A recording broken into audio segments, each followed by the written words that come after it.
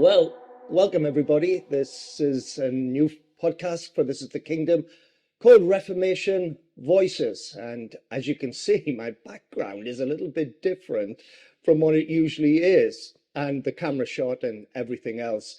And that's because I'm actually in a Pontins holiday camp. Can you remember those? Those were the days. Yeah, you've got to be of a certain age where, where if it was at its height with the red coats and the blue coats and everything. And you're probably thinking, I never went there. Well, that was a blessing from God, without a doubt.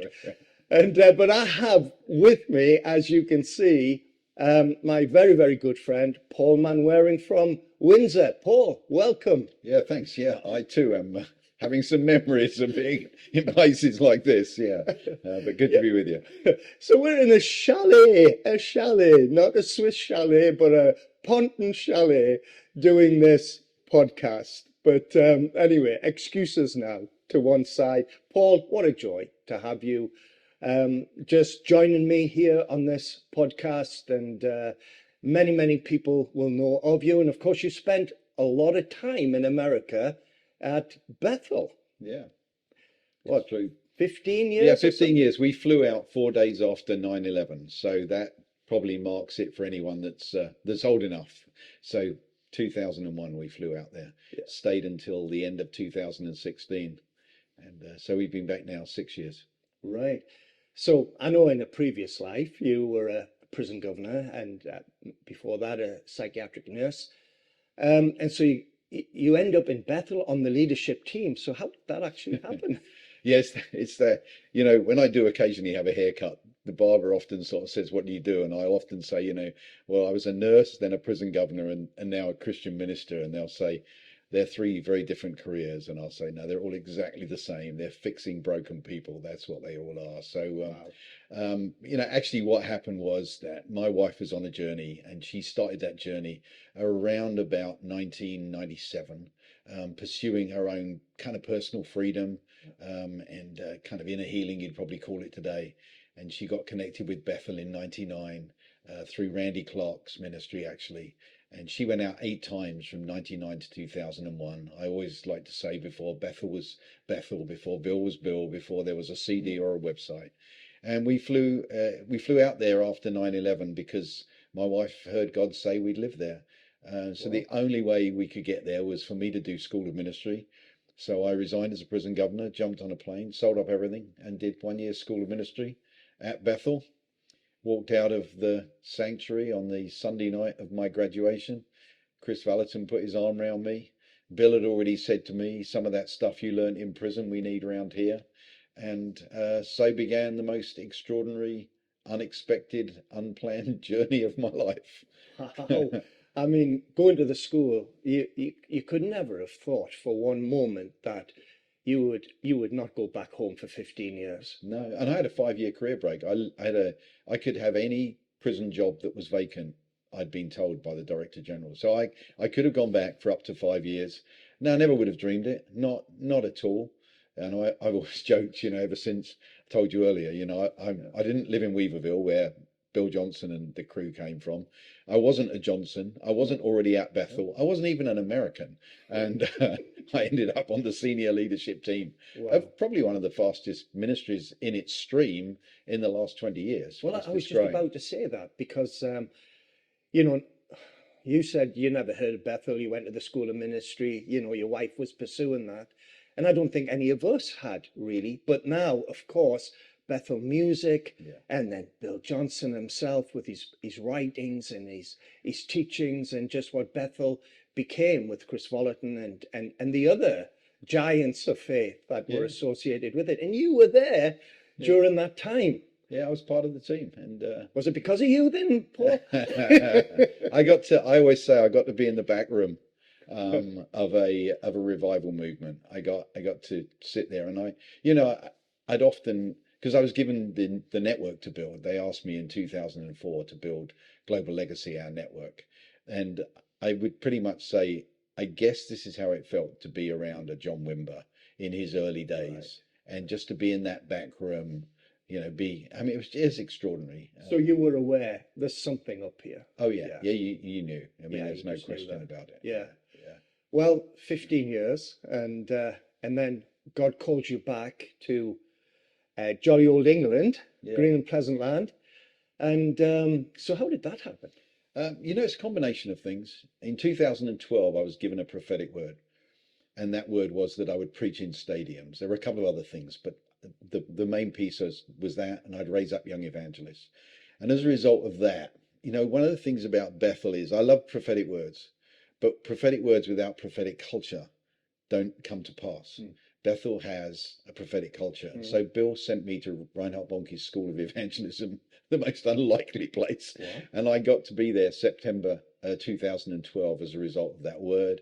As a result of that, the guys who launched Awakening Europe, Ben Fitzgerald, asked me to go with them in 2015 to Nuremberg and preach my first stadium event.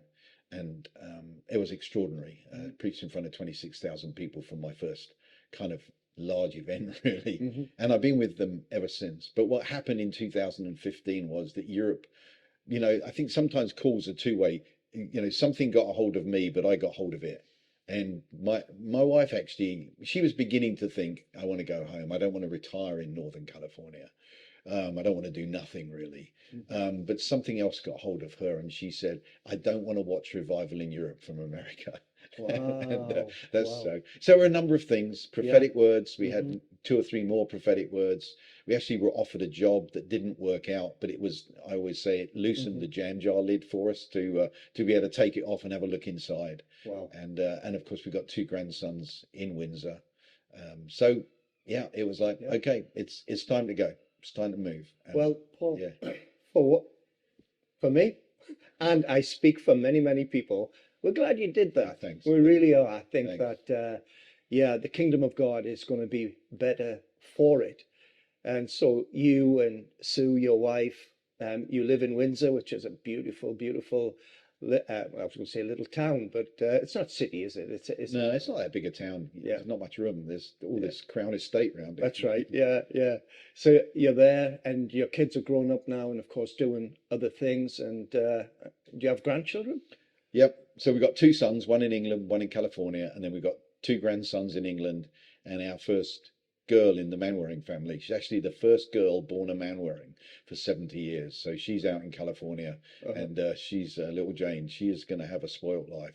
She's a special one. Well, So, it's a good excuse to just take an American trip, isn't it? There we go. Go and see the grandkids. Yeah, that's it. But you also continue to have responsibility at Bethel as well, though, don't you? Yeah, they kept me on the senior leadership team, so I jump on once a month to a half-day Zoom. I fly out and teach in the School of Ministry, and I teach at Advanced Leaders Conference. And then Sue and I were asked to really try and help to keep connection to the alumni in the UK and Europe, which actually COVID was amazing for, because we had Zooms every week of up to 500 Bethel alumni in Europe. Wow. Yeah. So that's a piece of what we're to do. Yeah. Yeah. And now you're not affiliated to a European network, but you mentioned something there about Awake Europe, is it? And it's with Ben Fitzgerald. Just tell us a bit about that then. Well, Awakening Europe, Ben actually and Todd White in 2014 went to Nuremberg, and they stood on the field where Hitler raised his youth army. And they saw a vision while they were there that God would raise another army on the same field, but it'd be an army that marched across Europe with the sound of the gospel. And that's why the first one was in Nuremberg. And every year up until COVID, the Lord's given him a city. They've gone to a city. They've gathered the churches in that city and in that nation, not just to host an event and leave it, but to actually create unity in the church, host an event, preach the gospel, and sow into the church. So that was the first. I mean, we were Nuremberg, Stockholm, Prague, Latvia, Vienna, Austria, and then COVID, and then 2 years off, and then last year was at Rotterdam, and then now Ben's launched a church, Awakening Church, which is already a significant, pretty amazing Where's that? story. That's just in a place called Lorach, just near Basel, where Switzerland, France, and Germany meet. Basically, that place there. Yeah. So Ben's doing that, and he's got a school of ministry there. So that's a very, very fun, very exciting thing to be a part of. So it's a stadium ministry. It's a mixture. It's primarily started with stadiums, but with, you know, gathering churches, gathering evangelists, really, you know, launching people as well Yeah. into destiny. So whenever I teach, to be honest, I kind of teach out of empowering every believer to know that they're sent. That's my passion. So, you know, the Reformation and the marketplace stuff, I love to teach on that. Brilliant.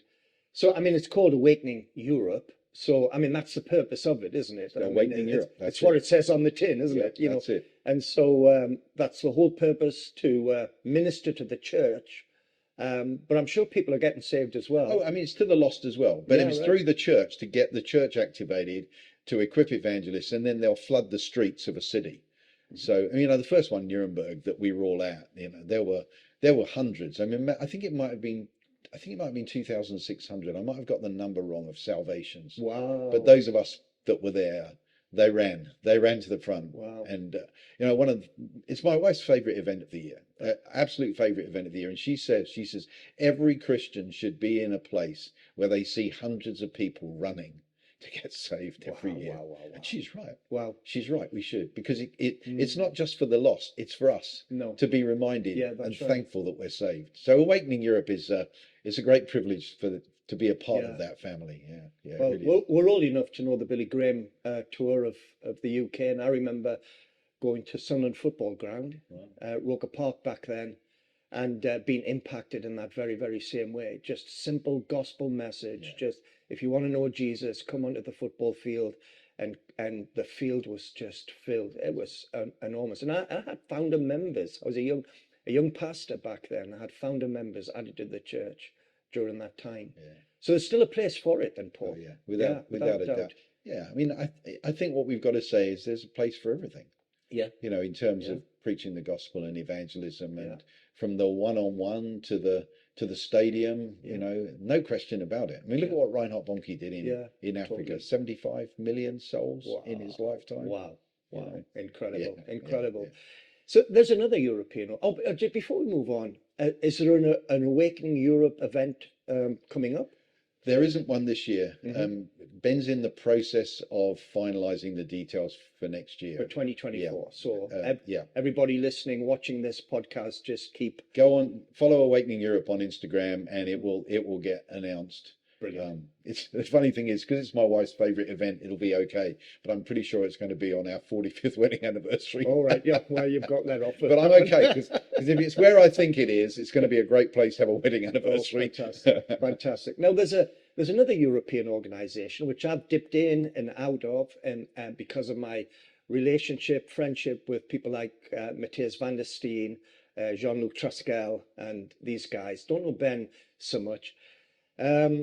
So Europe shall be saved. And, you know, I heard an astounding figure that just on the back of Bob Jones's prophecy of a billion soul harvest, Europe shall be saved are going for 100 million. Yeah. It's because when we met, we said, what if 10% of Europe got saved? When we met, there were 750 million in Europe, and we thought, well, by the time we're finished, there'll be 1,000 million in Europe, so 10% is 100, so 100 million becomes the goal. Europe shall be saved is more of a movement. We're not trying to build an organization. We want to connect people with the cry, with the sound, that Europe shall be saved, to actually have Europeans and, you know, leaders and churches actually believing Europe shall be saved is a legitimate cry. So that's what we're going after. I love it.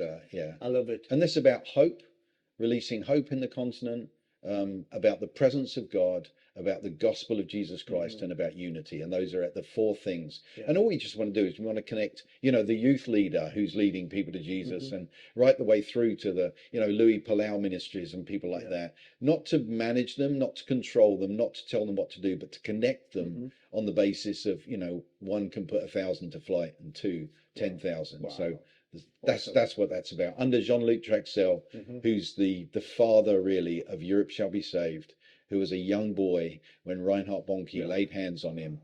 He heard God say, Europe shall be saved. Yeah, and for anybody that doesn't know Jean-Luc, he just feels like a junior Reinhard, doesn't he really? Yeah, I mean, powerful. So people can connect on a website for that? Yeah, or follow Europe Instagram? Shall Be Saved on Instagram. There is a website. The website's being rebuilt because we had a challenging season, shall we say. All right. So Europe Shall Be Saved, follow that on Instagram. And one of the key things that we talk about is, is declaring every day, Europe shall be saved. Wow. And let's face it, it needs to be saved. It's the largest unsaved people group. Yeah. The continent of Europe is the largest unsaved people group on Which earth. is amazing, Paul, when you think, and I think it's paradise lost, really, isn't it? When you think of what we've lost in terms of the movements that Europe birthed, Methodism and Moravian prayer movement and the Reformation itself, 500. Well, we sent the missionaries out. And yes, I mean, Britain, I'm thinking of Britain, Germany, Holland, probably the three main missionary sending nations. I'll tell you a surprising one's Portugal. Portugal as well. Portugal is a fascinating study on it. I mean, you can literally stand there at the water's edge and read the history of spreading the gospel on the paving stones that's written. Yeah. Oh, it's extraordinary. But at one level, paradise lost. But if I can risk this, it's a song that us English sing every time there's a World Cup. We say it's coming home. Yeah. Well, I like to sing it over us in revival terms. It's coming home. Yes, Lord. It's coming home to the place that sent it out. Yeah. And back to our land, back to Europe. You can't go to a country in Europe and not find the name of a reformer, a revivalist, or a Renaissance man or woman in a country in Europe. You can't. Wow. They're everywhere.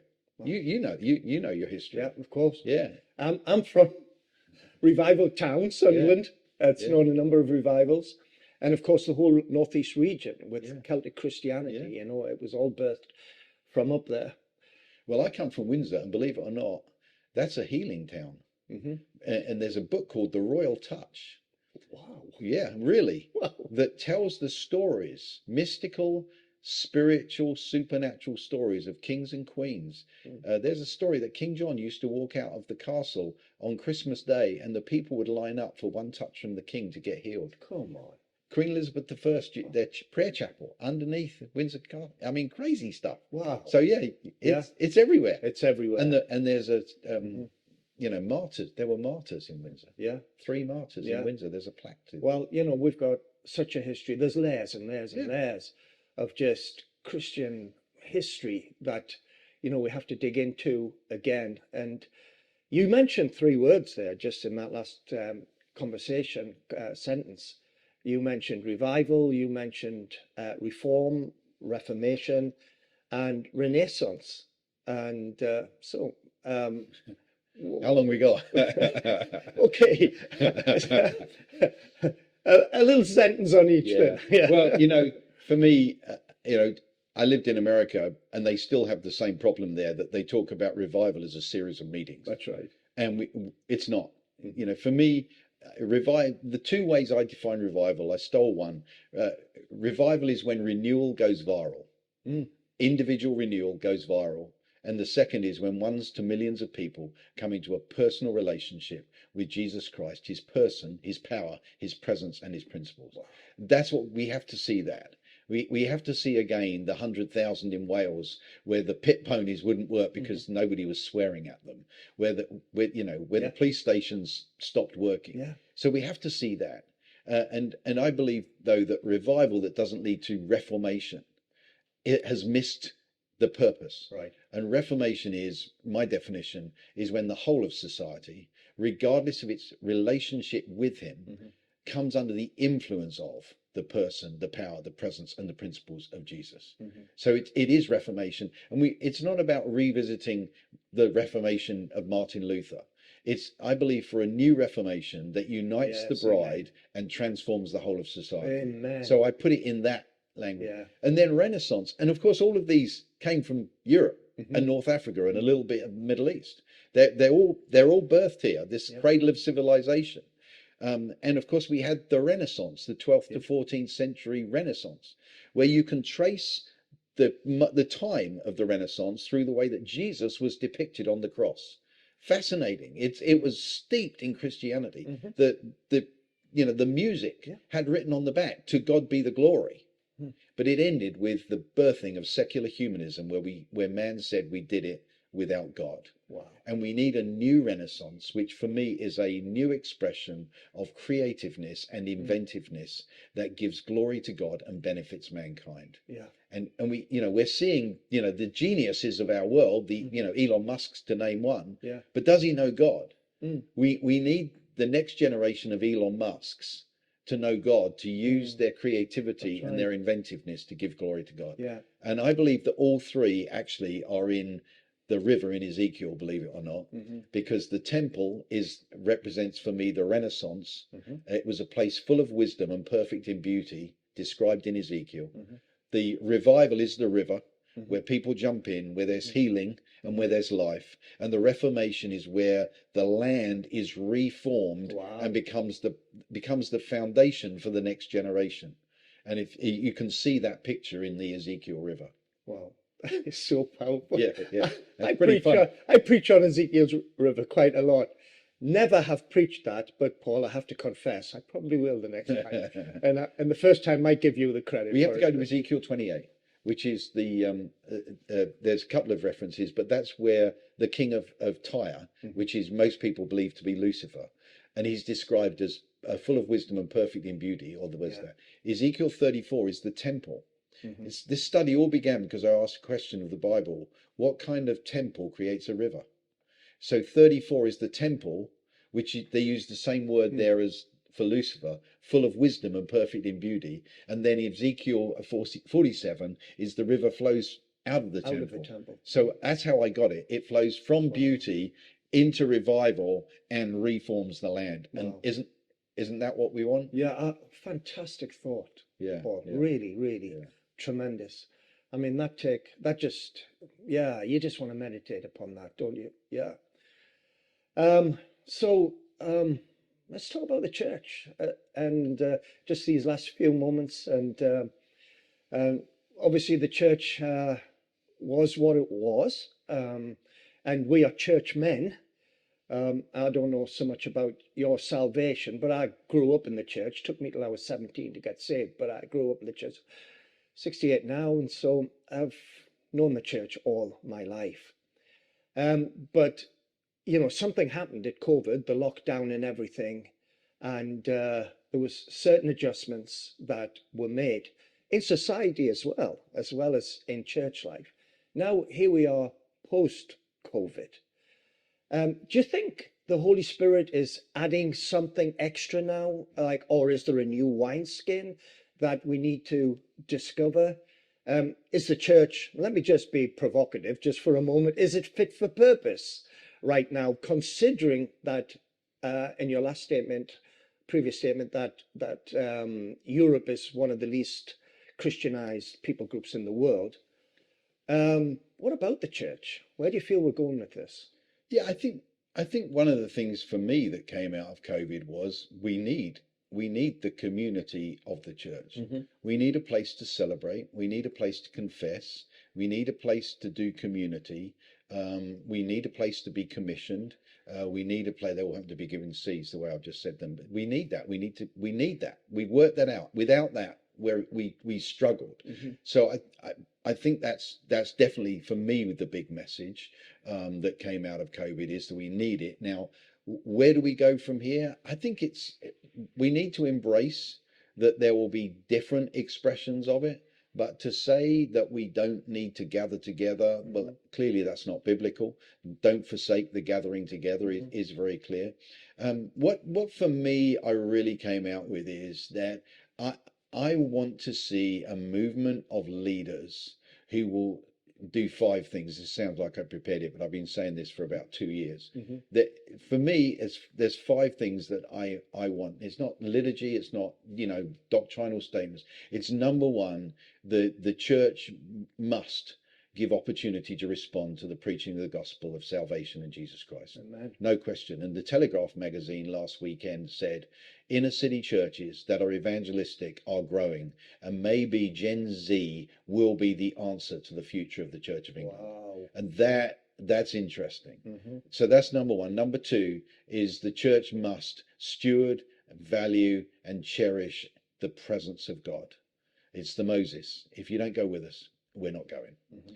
Number three is to see a demonstration of power. We cannot be a powerless church. We just can't be. Number four is creating a culture of fellowship and communion. We need deep fellowship. It's interesting. I listened to a podcast by Simon Sinek, you know, the why guy, famous for the why. And this podcast was about being lonely. He talked about being lonely. He said four things, and I thought, you just described what the church should be. He did it. He said people need someone who'll sit in the mud with them. They need deep relationships. They need people who will ask the hard questions, and they need to be encouraged to serve people less fortunate themselves. And he basically said that's the answer to loneliness. I mean, that's the church. So fellowship and communion, and then finally to be a place that sends people out into the world, encouraged, equipped to go and change the world, whatever they do. And for me, I don't mind the forum. It might be a meal table. It might be 1,000 people in a church. It might be 100 people. I don't think the form and structure is as important as those five things. I want to see those. Yeah. So the hope, not just for Europe, but for the world, is still the church. So when Jesus said to his disciples at Caesarea Philippi, upon this rock, addressing himself to Peter, upon this rock I will build my church, and the gates of Hades will not prevail against it. You said, so I was in your session earlier on, and you said something that, bit tongue in cheek, and you said something like, the problem has been, we've been trying to build it, when in fact the Lord himself is promising to build it. Yeah, it's my little naughty phrase. For 2,000 years, we've been trying to do what Jesus said he would do. That's right. But we failed to pick up the keys of the kingdom that he said the Father had given us. Yeah. And I know we co-labor. I get it. We co-labor with the church. Yeah. But I really think, you know, it's the four, for me, one of the things I teach is the four great transitions the church is in. Number one, it needs to move from pastoral first to apostolic first. It needs to move from gathering, in other words, to sending. Secondly, it needs to move from church first to kingdom first. It needs to be focused on kingdom. It is about the kingdom of God is at hand. He didn't say the church is at hand. Thirdly, it's about moving from big church to big people. Big churches don't change the world, but big people do. And if you raise big people, you'll get a big church. Don't worry about it. And then thirdly, to move from a control mindset, a managing, pastoring, gathering, church-based mindset to an empowering mindset, and to empower people. And so for me, those are the four big transitions, and they're related to that. It's like, yeah, we've got to pick up the keys of the kingdom, because apparently the Father has good pleasure in giving them to us. Yeah, I know. It's amazing. I know. He gives us those, you know. Well, I think that what a great place to end, really, just on that thought, that the keys of the kingdom have been put in our hands, and we need to pick them up and start using them. And people can find out more about you at paulmanwaring.com. That's right. Yeah, or follow me on the usual Facebook, Instagram. Yeah, so you're on social media and everything like that. Paul, what a joy. It's been just to have these few minutes with you, just sharing.